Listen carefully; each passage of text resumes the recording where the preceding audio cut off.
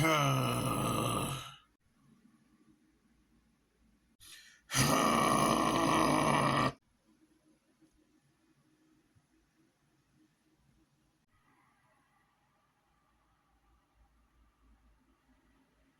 know, when I think of MAGA, the acronym Make America Great Again, I immediately think of Ronald Wilson Reagan, the man who spawned that same slogan for his first presidential run back in 1980, how he was held in high regard and became the gold standard for 1980s conservatism. No, they weren't concerned about the trickle-down theory of economics really damaged the middle-class Americans, how Reagan's war on drugs was really a war on black people, or how he traded weapons for hostages with the help of Oliver North in the Iran-Contra affair. Regardless, they took this Hollywood B-list failed actor and made him into an American icon that appealed to white fundamentalist Christians with racist overtones and American jingoism.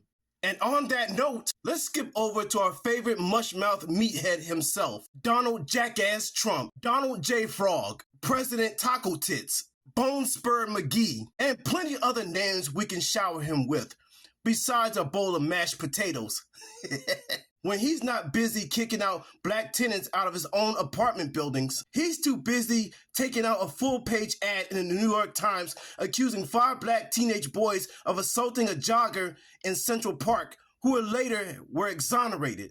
Oh, Danny Boy will continue his act of cruelty into his bankruptcy and his near irrelevancy, all the way to his reality TV comeback and into his first presidential run back in 2015, where he would run against Hillary Clinton and defeat her and would become the official president in 2017. Man, I can remember that shit clear as day. That goddamn chant, build that wall, build that wall, build that wall. How they were going to build a giant wall around the Mexican border and have Mexico pay for that damn wall. That was a bunch of bullshit. And I also remember that Muslim ban, how people were just verbally attacking the Muslims at every airport, bashing every immigrant that came across them. Oh, I didn't leave out Stephen Miller, that rodent with a receding hairline. He was fully responsible for the Muslim ban and separating families at the border. So Trump is not only a terrible president, he also inspired a bunch of racist rednecks to come out of the closet with tiki torches and all. Hell, even gave an inspiration for a dumbass white boy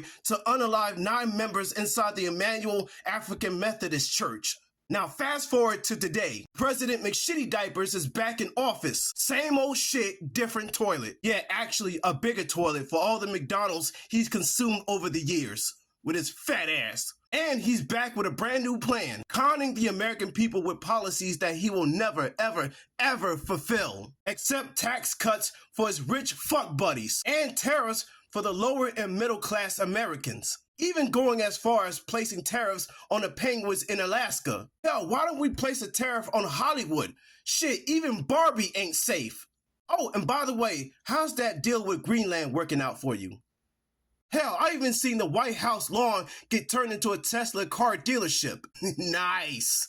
Boy, I tell you, Trump got big balls shoved down his throat, courtesy of Pimp Daddy Putin. President McCankle's negotiating skills are so powerful that China, Mexico, and Canada got together and gave President Taco Titties the biggest middle finger ever by hooking up and becoming the biggest economic superpower, excluding America. See, there are some positivity coming out of this bullshit. So let's see. Donald J. Frog, who was a terrible president, terrible negotiator, a failed businessman, an all-out racist, a serial cheater, and a dear friend to Jeffrey Epstein, known for skipping out payments, cutting off benefits and programs for hardworking Americans, encouraging hate and violence towards minorities, pardoned a bunch of criminals who stormed the Capitol, and implemented the whitewashing of American history. Well, he's certainly living up to the legacy of Reagan, Herbert Hoover, and Andrew Jackson. And I end this with a fuck you, fuck your legacy, fuck the GOP, fuck MAGA, and have a good night.